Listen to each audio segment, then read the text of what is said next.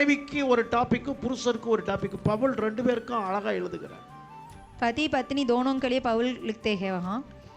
புருஷர்களே உங்கள் மனைவிகளிடத்தில் அன்பு கூறுங்கள், அப்படியே கிறிஸ்துவும் சபையில் என்ன செய்தார்? அன்பு கூர்ந்தார். அப்போ அந்த அன்பு என்னன்னா, இதான் தெய்வீக அன்பு, டிவைன் லவ். நான் முதல்லயே சொன்னேன், முறையான அன்பு, ஒழுங்குபடுத்தப்பட்ட அன்பு. அந்த ஒழுங்குபடுத்தப்பட்ட அன்பு, முறையான அன்பு, இது தேவனால் ஏற்படுத்தப்பட்டது. திருமணம் என்பது தேவனால் ஏற்படுத்தப்பட்ட ஒரு முறையான அன்பு. सीधा प्रेम क्या होता है? परमेश्वर के से होते हैं, वही है विवाह. அந்த அன்புக்குள்ளே என்ன இருக்க கூடாது அப்படின்னா, கசப்பு, பொறாமை, எரிச்சல், பகை போன்ற எந்த விதமான காரியங்களும் இங்கே இருக்கக்கூடாது. அந்த குடும்பம் பரலோக ராஜ்யத்தின் அசைவாடுதலை காண்கிற குடும்பமாக மாற வேண்டும்.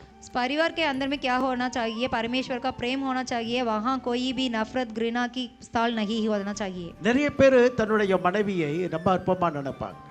कई लोग अपने पति को कुछ सोचते रहते हैं नीचे. நாம நினைக்கலாம், நான் நிறைய படிச்சிருந்தவளை கல்யாணம் முடிச்சிருந்தா நிறைய சாதிச்சிருப்பேன். कई लोग सोचते हैं अधिक पढ़ने वाले को विवाह करने तो हमारे जीवन अच्छा होता है. சாதிச்சிருக்க வேண்டாம், சாதிச்சிருக்க முடியாது, வேணா பிச்சை எடுத்துருக்கலாம். ஏன் அதை சொல்ல மறட்டீங்க? कुछ नहीं करने वाले, भीख ही मांगने वाले है वो. நான் நினைக்கிறேன், நான் கல்யாணத்துக்காக ஜெபம் பண்ணேன். நீங்க எல்லாம் ஜெபம் பண்றீங்களா? வாலிப பிள்ளைங்க கல்யாணத்துக்காக ஜெபம் பண்ணுங்க. युवक लोग विवाह के लिए प्रार्थना करते हैं. आप வாலிய தம்பிங்க, தங்கச்சிங்க, இப்ப இருந்தே கல்யாணத்துக்கு அப்புறம் போங்க பாஸ்டர், வெக்கமா இருக்கு.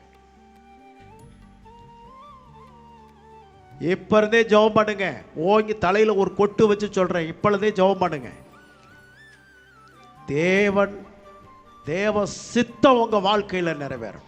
सब युवक युवतियों क्या करना है? आज ही विवाह के लिए प्रार्थना करने है. प्रेम, परमेश्वर की प्रेम ही आपके पास. தேவ சித்தம் இல்லாதது என் வாழ்க்கையில வந்துட கூடாதுன்றதை நம்ம கவனமா இருக்கு. आप प्रार्थना करने हैं कि परमेश्वर की सिद्ध ही आपके जीवन में होना चाहिए. அதுக்காக நீங்க ஜெபம் பண்ணணும். उसके लिए प्रार्थना करना चाहिए.